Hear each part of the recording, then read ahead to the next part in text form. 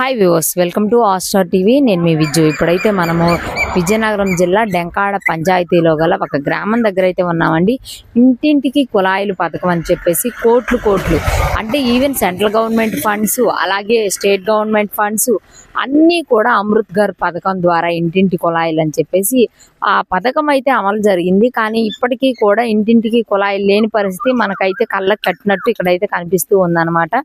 ఇప్పుడు వీళ్ళు వాళ్ళ గ్రామంలో ఒక కిలోమీటర్ నడిచి వచ్చి ఇక్కడైతే నీరు కోసం అయితే వేచి చూస్తూ ఉన్నారు. ఊరు నుంచి వీళ్ళు వాటర్ కోసం అయితే ఈ ఊరు వస్తుంటే వీళ్ళు అందరు రావడం వల్ల మాకు ఇబ్బంది అయిపోతుందని ఇక్కడ కొంతమంది అయితే అంటూ ఉన్నారు. ఇప్పుడు పశువులు ఉన్నాయి కదా, మరి అలాంటి వాళ్ళకి కూడా ఇబ్బంది కదా.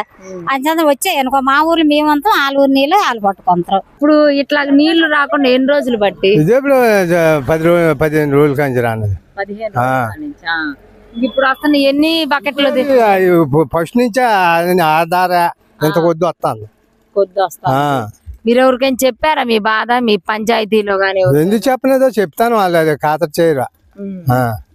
ఎప్పుడు అంతేనా? ఈ సంవత్సరమేనా? ఈ సంవత్సరమే. చంద్రబాబు నాయుడు ఎక్కా మమ్మల్ని ఇలాగ ఇబ్బంది పెడతాను. ఓకే, ఇంతకు ముందు అయితే నీళ్ళు వచ్చాయి? ఇంత ముందు వచ్చేవి. మీ ఊరు వాళ్ళకి వచ్చి, మా ఊరు మాకు వచ్చేవి. ఇప్పుడు వాళ్ళ ఊరికి రాక మా ఊరు మన పడిపోతాను వాళ్ళు. మీకు ఇబ్బంది? మాకు సరిపోయేవి, మా నీళ్ళు మాకు సరిపోయేవి. వాళ్ళ బోర్ పోయింది, మొన్న బాగు చేసారా మళ్ళీ పోయింది. మరి ఇప్పుడు ఖాతరు చేయండి. ఇబ్బంది మరి ఇబ్బంది పడే ఇలాగ వస్తాను అక్కడికి, ఎండ వాన అనుకుంటున్నా.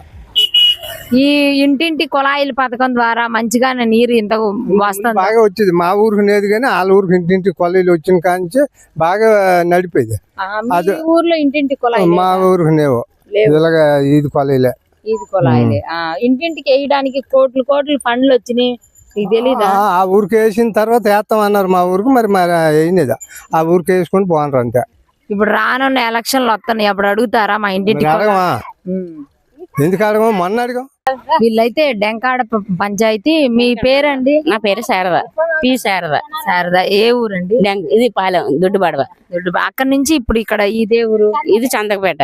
ఇక్కడికి వచ్చారు. ఎన్ని రోజుల నుంచి ఇలా నీళ్లు రాకుండా నిలబెట్టాలి, ఇదే పరిస్థితి మాది. పరిస్థితి చెప్పారా ఎవరికైనా అధికారులకి? అధికారులు చెప్పాము, బాగు చేశారు. మళ్ళీ ఒక 2 రోజులు వచ్చి ఆగిపోయి, మళ్ళీ ఒక 2 రోజులు 3 రోజులు వచ్చాయి, వాటర్ మళ్ళీ అయిపోయింది. మళ్ళీ నిన్న కూడా బాగు చేశారు, మళ్ళీ ఈ రోజు లీక్ అయిపోయినాయి, మరి రాలేదు.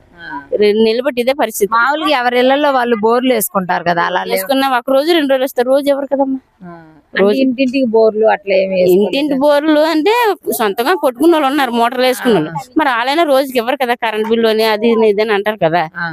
ఈది కొలీలు ఇళ్ళ కొలీలు అయితే ఉన్నాయి, కానీ వాటర్ రాలేదు. మరి ఇంకంతే, 2 నెలల నుంచి ఇబ్బంది పడుతున్నారు. ఓకే, అంటే వీళ్ళైతే దాదాపు 1 కిలోమీటర్ పాటు అయితే నడిచండి. ఇప్పటికి కూడా అయితే మాత్రము నడిచి వస్తూ ఈ నీళ్ళు అయితే తీసుకువెళ్లే పరిస్థితి అనమాట. మీరు ఎక్కడి నుంచి వస్తున్నారు? దొడ్డుబాడవేనండి. దొడ్డుబాడవేనా? అంటే బకెట్లో తాగడానికేనా లేకపోతే అవసరాలకే అన్నింటికేనా? మరి ఎన్ని మోసారు ఇప్పటికి? ఇప్పుడు 2 బకెట్లు. 2 బకెట్లు.